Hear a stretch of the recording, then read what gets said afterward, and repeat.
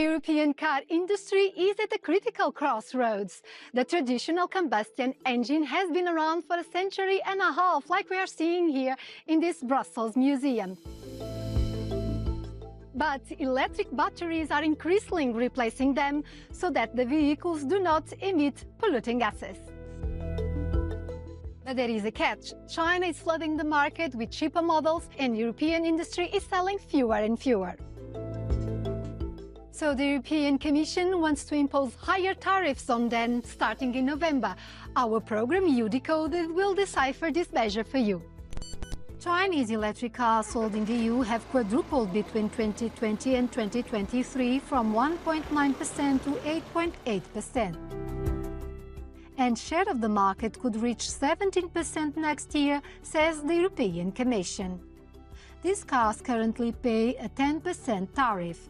The tariffs ranging from 7.8% to 35.3% will be added depending on the brand.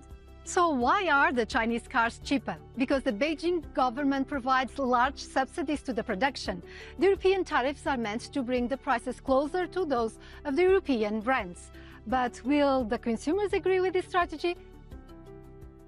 Oui, je pense qu'il faut protéger le marché européen, mais je pense que mettre une taxe à l'entrée pour les voitures chinoises ne suffit pas. Il faut aussi aider les industries automobiles localement. Comme on voit Audi en Belgique, on comprend que c'est très très difficile de maintenir des prix bas avec le coût du travail qui est très élevé. Ici en Belgique, si vous voyez, il y a pas mal d'usines qui ferment, donc si des Chinois viennent s'implanter maintenant chez la firme automobile qui va fermer dans peu de temps, bah oui, si elles sont moins chères et que ça peut garder l'emploi en Belgique, c'est quand même plus important. I think Europeans are able to produce electrical cars as good as the Chinese do. So if the laws are in favor, like in Norway, for example, there are a lot of helps of the government to help Norwegian people to buy electrical cars. So if we do the same in the European Union, of course, I will try to buy a European one. Je trouve que c'est important d'acheter local. Oui, d'acheter local parce que ça fait vivre. Si on commence à tout délocaliser, on va plus jamais vivre. Pénurie de travail, les gens ils vont servir à quoi alors s'il n'y a plus rien ici à travailler?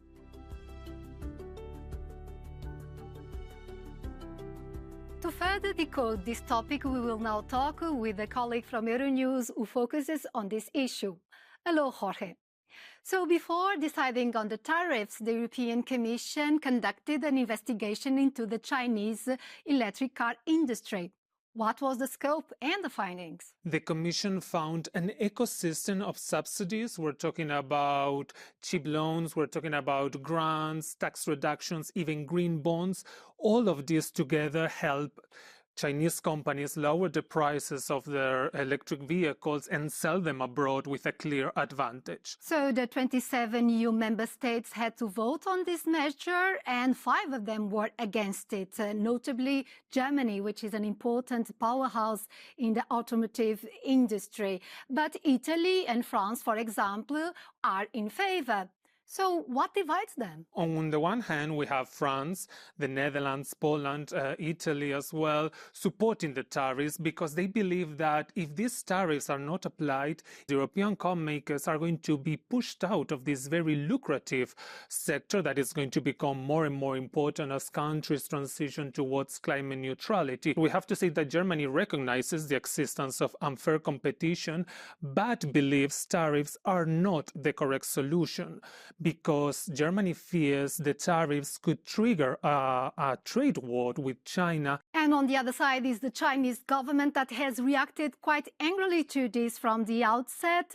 So what is their position and can they still stop the tariffs with a political solution? So China has had a very antagonistic position and in fact has threatened retaliation against key European products such as dairy, brandy and also pork. So the tensions are really high. Thank you, Jorge, for these explanations. We hope to have you soon in eu-decoded. And let's now show some important facts and figures. Around 13.8 million people work in the European Union's automotive industry, which represents more than 7% of the EU's wealth produced in 1 year. However, the market share of battery electric cars was only 21% in 2023 and even fell to 14.4% this year. By the way, do you know that by 2035 the EU has to stop selling new combustion engine cars? The goal is to help reduce the consumption of polluting fossil fuels, so a lot more electric cars need to be on the roads. On our decoding journey, we will now talk to the chair of the International Trade Committee in the European Parliament. Hello, Mr. Bernard Lang. Hello. So the tariffs are expected to come into force in November and stay for 5 years. Many people say it's the beginning of a trade war. Can a political solution still be found with China to stop this process? Let's see how the negotiation will go on, and perhaps it will take even longer than the 30th of October. But the purpose of the whole exercise is to find a solution to avoid illegal subsidies so that we have really a level playing field. So China is already targeting in the same way with higher tariffs some European Union agricultural goods. Could we expect these measures and this process to have also a cost to the European market in terms of money, but in image in the global markets? Of course, now also the Chinese side is gambling and playing a little bit with so-called countermeasures. And if there is something going on, then we, of course, are able to go to the WTO and make a case on that. To keep the European electric cars industry competitive, manufacturers are asking for other measures like easy access to minerals for the batteries, an expansion of the charging points for the owners of these cars and others.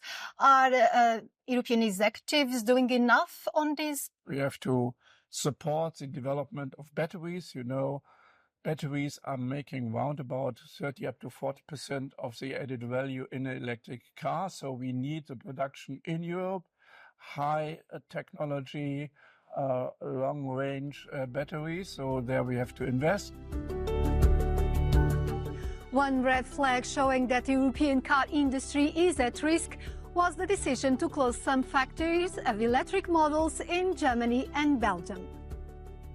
Thank you for watching, and don't miss next week's program for more decoding on European policies.